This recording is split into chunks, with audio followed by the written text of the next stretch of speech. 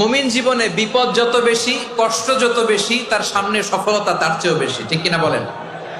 কারণ বিশ্বাসীরা জানে রাত্রি যত গভীর হয় সুবহে সাদিকের সময় তত আগাতে থাকে।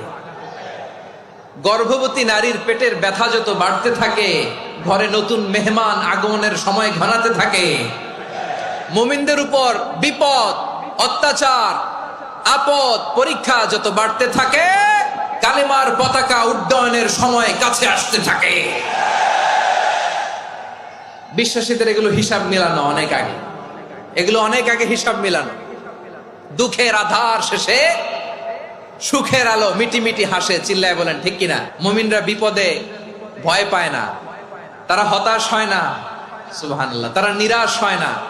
বিশ্বাসীরা হাল ছেড়ে দেয় না, তারা ভরসা রাখে একজনের উপর, চিল্লায় বলতে হবে তিনি কে।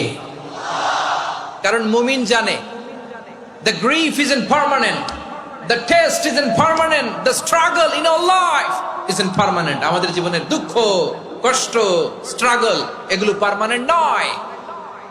After every difficulties there is an ease. সব কষ্টের পরেই একটা সুখ আছে না নাই?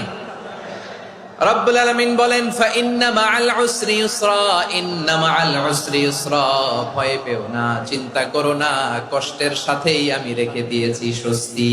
সুবহানাল্লাহ বলেন। দুঃখ যত বেশি, পরীক্ষা যত বেশি, কষ্ট যত বেশি, সুখের সময় তত কাছাকাছি, চিল্লায় বলতে হবে ঠিক কিনা? এজন্য মুমিন জীবনে পরীক্ষা বেশি, মুমিনদের হতাশা নাই, মুমিনরা নিরাশ হয় না।